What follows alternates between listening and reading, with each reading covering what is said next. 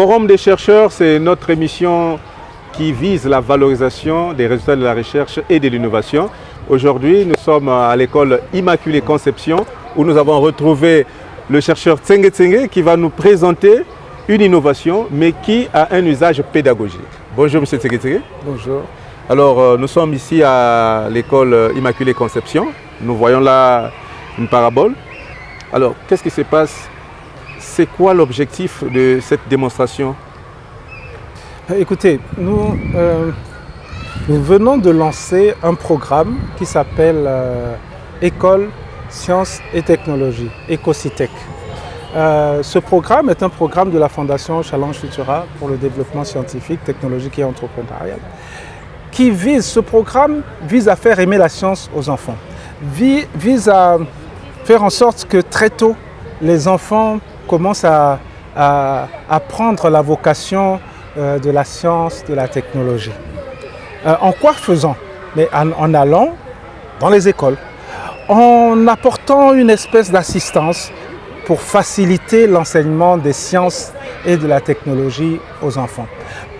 En rendant cet enseignement moins abstrait, parce que l'enseignement aujourd'hui est tellement abstrait pour les enfants que la plupart des enfants, même quand ils arrivent au niveau supérieur, ils ont des acquis scolaires qui sont très faibles parce qu'ils n'ont fait quasiment que du perroquet. Voilà. Ils n'ont fait quasiment que du perroquet pendant plus de 12 ans, depuis l'école primaire jusqu'à l'université. Et à ce moment-là, vous ne pouvez pas créer des vocations. Vous ne pouvez pas créer de l'amour pour la science. Et ce programme, il sert un peu à ça. Ce programme sert à aider les enseignants à enseigner la science un peu différemment en étant moins abstrait, beaucoup plus concret, en faisant toucher les choses aux enfants.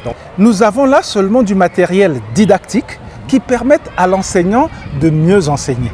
Vous voyez, c'est pas vraiment dans le cadre d'un cours. C'est dans le cadre de l'enseignement normal, c'est-à-dire un cours normal. Prenons par exemple ce qui va se passer actuellement avec les élèves de classe de seconde.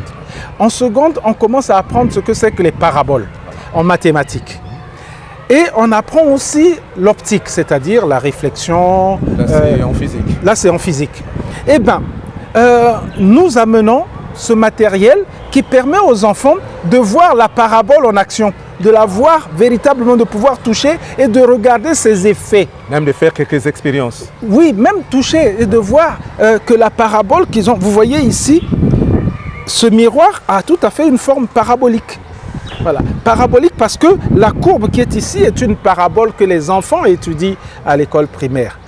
Et si vous voyez la parabole, l'antenne parabolique que vous voyez là-bas, eh bien, vous allez voir que cette antenne parabolique utilise exactement le même principe que la concentration des ondes électromagnétiques par la parabole. Vous voyez, c'est exactement le même principe où ici, nous concentrons des rayons solaires de chaleur. Et la parabole électromagnétique, électronique, elle permet de concentrer les signaux électromagnétiques qui arrivent depuis un satellite. Donc, en fait, ce que nous voulons faire, c'est, par exemple, avec ces élèves de seconde là, c'est qu'ils voient le cours de mathématiques sur la parabole un peu différemment. Parce qu'ils voient son application sur la vie courante, sur quelque chose qu'ils voient tous les jours. Ce que nous voulons également, c'est qu'en optique, sur les cours sur la réflexion, ils le voient aussi autrement. Ils le voient parce qu'ils peuvent toucher, parce qu'ils peuvent sentir les choses, parce qu'ils peuvent organiser avec l'enseignant. Donc, notre action vient s'insérer dans un cours normal, en fait, dans l'enseignement. C'est un appui didactique. Oui, c'est un appui à l'enseignant pour mieux enseigner, pour enseigner de façon moins abstraite et beaucoup plus attrayant, beaucoup plus illustrée, pour accrocher les enfants. Parce que quand un enfant est accroché, eh bien, il a envie de faire les sciences. Quand il n'est pas accroché, la science, c'est quelque chose qu'il voit de très loin. Voilà pourquoi nous avons fait ceci. Mais en faisant ce travail, est-ce que vous avez prévu un cours à côté pour permettre aux élèves de comprendre, de faire le lien entre ce qu'ils font en classe et la démonstration qui va suivre? Non, cette activité a lieu dans le processus normal du cours de l'enseignant. C'est en fait dans le cours de l'enseignant et ceci en fait, n'est que du matériel que l'enseignant va utiliser du point de vue didactique pour faire passer son cours, pour mieux faire comprendre son cours. Voilà. Ce n'est pas une activité à part. Okay. Ce n'est pas extrascolaire. Elle n'est pas extrascolaire, elle n'est pas hors enseignement. Voilà. Elle est dans la leçon de mathématiques ou de la leçon de physique. Elle est en plein dans ça. C'est pour ça qu'il y a une préparation qui se fait avant avec l'enseignant pour que le cours soit beaucoup plus imagé. Voilà. Et vous avez prévu combien de jours pour cela? Nous avons 3 jours pour les élèves de seconde de Immaculée Conception. Le premier jour, c'est aujourd'hui où les élèves devraient toucher, devaient voir la parabole en effet, les concentrations, c'est-à-dire voir le phénomène physique. De sciences physiques, ils voient le phénomène, ils touchent, ils voient que ça chauffe, ils voient que ça concentre de la chaleur, ils voient tout ça. C'est aujourd'hui ce premier jour. Et le vendredi, ils vont continuer avec un cours en salle. C'est-à-dire, c'est là qu'ils vont voir véritablement les notions théoriques. Comment fonctionne la parabole, le professeur va expliquer toutes ces choses-là. C'est-à-dire, ce qu'ils voient ici, physiquement, comment c'est en train de se passer.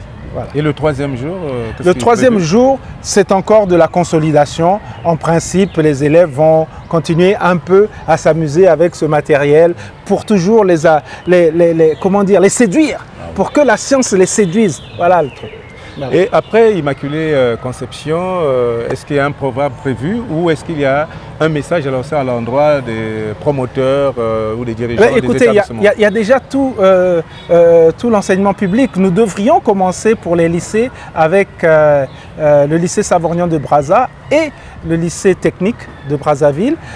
Malheureusement, dans ces cas, administrativement, les choses n'ont pas pu avoir lieu parce qu'il fallait quand même un certain nombre d'autorisations pour pouvoir aller faire ces choses avec les lycées publics. Voilà. Et donc, ça vient. Pour les autres, ça ne sera pas forcément les mêmes thématiques. Ça peut être la même thématique aujourd'hui.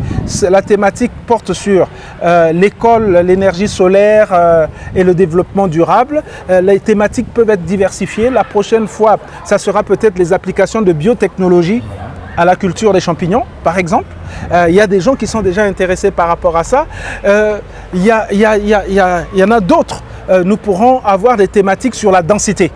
Sur la densité, ce sont des choses possibles, c'est de montrer aux gens comment flotte un bateau, comment un avion peut décoller et flotter dans l'air. Et tout ça, c'est des effets de densité. Et nous allons peut-être trouver les moyens, je crois, didactiques pour mieux faire passer également l'enseignement sur la densité avec ces illustrations et tout. Tout ça pour accrocher les enfants, tout ça pour séduire les enfants pour qu'ils embrassent la carrière, pour qu'ils aient des vocations scientifiques.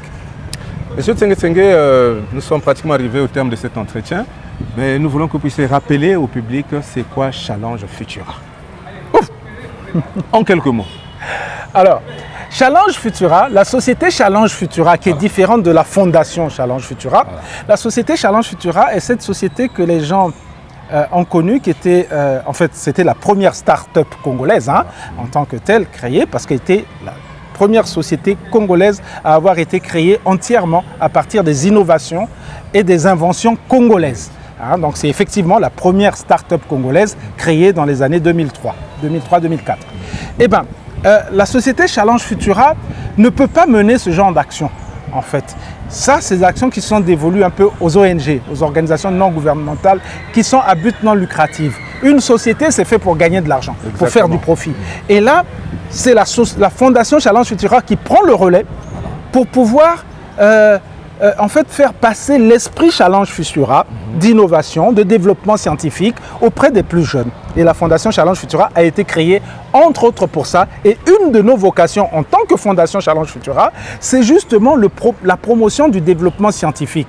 Et la meilleure façon pour nous de faire cette promotion du développement scientifique, c'est de le faire chez les petits-enfants, chez les tout jeunes qui ont encore 11 ans, qui ont encore 9 ans. Et c'est chez eux que nous voulons, si vous voulez, inspirer, que nous pourrons, mettre la graine, mettre cette fameuse graine scientifique, susciter cette vocation très très tôt. Voilà pourquoi nous sommes ici et là, c'est en plein dans la vocation de la Fondation Challenge Futura. Merci. En tout cas, nous vous remercions et nous vous lançons déjà cette invitation à l'émission Forum des chercheurs, parce que là, nous parlerons en long et en large de vos innovations. Avec plaisir. Merci.